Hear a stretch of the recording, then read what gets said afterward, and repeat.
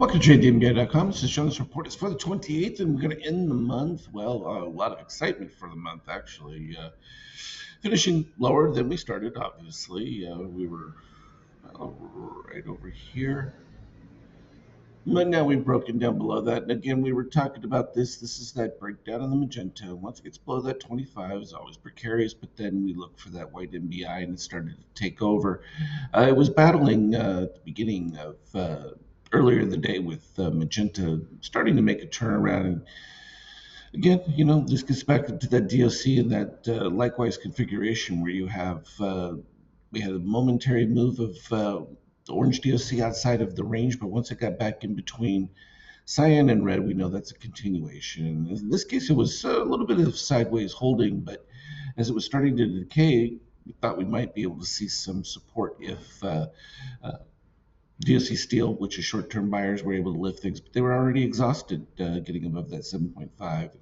There was no change in the shakeout. Whenever you're in that negative shakeout, it just continues to be a difficult one. The best thing you can hope for is rising gold with it, and that usually is enough to kind of keep things stabilized. But now we're reaching minus 20 here for the red. We said between 20 23. You get your little typical short-term reversal usually within that range, but with the MBI white leading, you got to expect the return to zero. Now the Nasdaq already did that. This is a complete fill from all the way back here, which we'd already filled once before, so nothing incongruent with that is pretty much what we expected. The Nasdaq, we thought, though, definitely in a weaker position and clearly showed that, but exactly the same relative DOC configuration, but much worse from a extreme histogram all the way below the red line here with those purple readings. And that's an indication you're still in distribution, and it hasn't changed even at this particular stage. So the MBI white spike below the 25 with the magenta, and you're going to continue to get weakness. The best you can hope for is that your short-term buyers and that steel are able to keep things going. Now we are getting into an excessive reading here from a steel standpoint, and also from the cyan. So if you go back to where that typically takes place and you get these kind of spikes, it can hold on for a while. It's just really a question of we're just watching for the dip of orange. And typically below that 7.5, you start to get that area of reversal, and you can follow that pretty much in a lot of cases going back. As soon as it dips below there, you start to get a little bit of a stabilization effect. But you've got to have some support. This is pretty heavy from a dip standpoint. Minus 26 for green. It's getting pretty extreme. Treasuries, of course, people just flight to safety. That just lowers yield, which is inside of an inflationary environment. But what else are you going to do at this particular stage? They can't turn to crypto because it's suffering. But oil held up quite nicely within that, and you're still in that borderline range. But the longer it goes across here, the better things are going to be, at least from an inflationary number.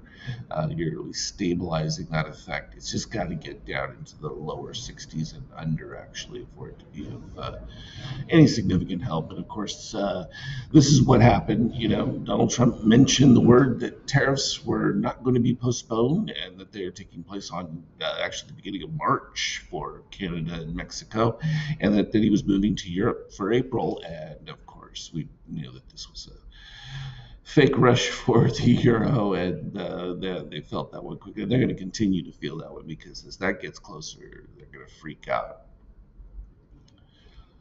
And like they should. They've been taking advantage of things for quite some time, and that's just been the general apparatus. Now, gold obviously taking somewhat of a pullback from its hefty run, and there's still a lot of positive extremes within that. We just got the MBI white lead taking place over magenta on the dip, so could see a little bit more retrace for gold. That would fill back all these positive extremes that took place from earlier. And again, this just gets back to is inflation stopped? No. But are we going to have these intermittent rides? Yeah, I told you to expect this. This was no surprise. And even with the numbers that came out for GDP and stuff like that, there wasn't enough to sustain anything. It was the last Biden reporting. We won't know things until we get the new one. This is something we've been talking about from Bitcoin standpoint. The fill of positive extremes from down here. And we were just talking about there was just a couple more left to go. That ETH had already done it. You know, you've got to get down into that 73 for full fill, but you don't really need to get all the way down there. Literally, the filling of this one right here satisfies what we typically look for, but then in bonus, you would look for at least 80% of this bar. So that is your potential full downside, though, if that NBI white continues to lead and you keep magenta under yellow.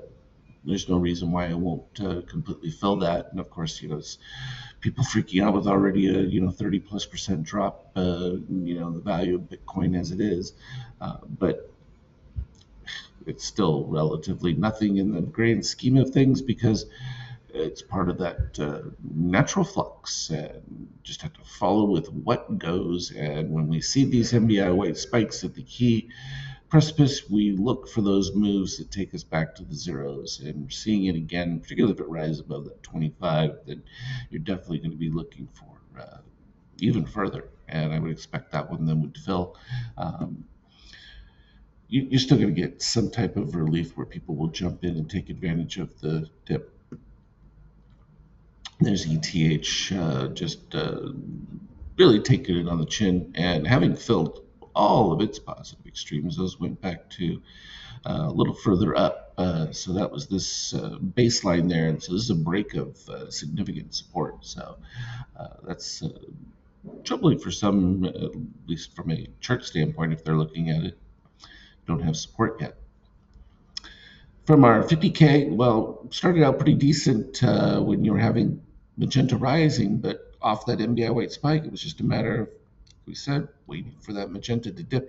And what's worse is it crossed over under the 25, and that called for a zero move, hit the zero, bounced back off that, but then you got another white spike right there at the 50%, horrible situation, and still magenta under 25.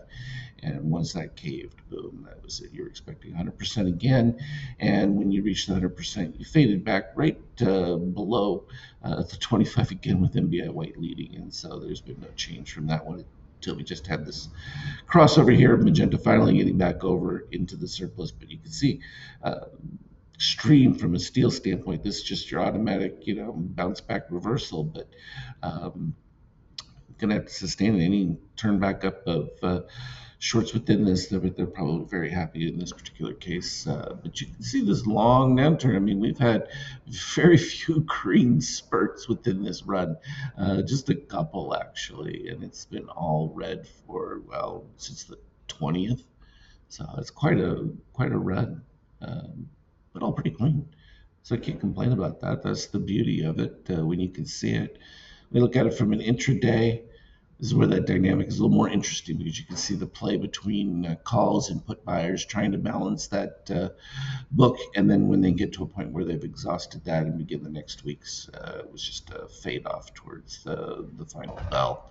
And now we're in the situation of post-market here, slightly elevated, not exactly super duper, but all in all, good stuff. So you can look for indicators for March to be coming in. It's going to be another exciting one. I don't think that this is over. This is just the start of things, and it's going to be wild. And the market isn't going to particularly be happy with some of the choices, but so that stuff's got to get done. You couldn't continue the way things were going. That doesn't necessarily mean a bad thing for business. It's just, like I said, it's going to take a little bit of time before it can level out, and then we have a whole new cycle of potential growth in that will be exciting for the market. But for now, just got to take what it is, and that's some really nice volatility in both directions. Have a good one, trade well, and look for those renewals for the indicators. Have a good one.